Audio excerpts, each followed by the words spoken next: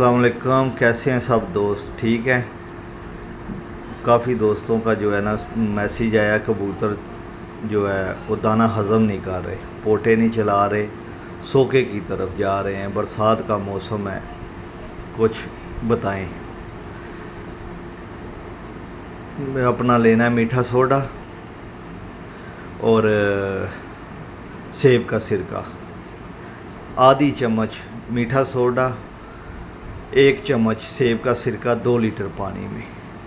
ये कबूतरों को दाने के बाद 4-5 दिन लगातार पिलाएं और इसी मीठे सोडे और सेब के सिरके की थोड़ी सी मिकदार बढ़ा के, यानी 1 चम्मच मीठा सोडा और 5 चम्मच जो है सेब का सिरका आधा लीटर पानी में डाल के खुडों में स्प्रे कर दें।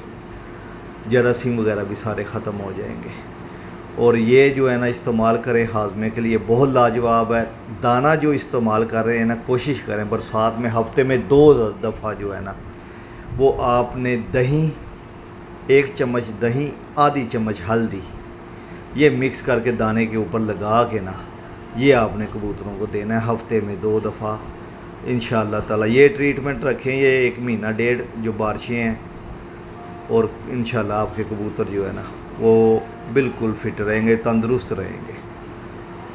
ये वायरस ज़्यादातर जो है ना पानी की वजह से हो रहा है, या जो दाना बिठ के अंदर जो कबूतर चुगते हैं ना, दाना बाहर ट्रे से गिर जाता है और बिठों में, और वहाँ से वो वायरस अंदर जाके तो हाजमे ख़राब इस वजह से हो रहे हैं, या बारिश का गंदा पानी जो पी रहे हैं कबूतर।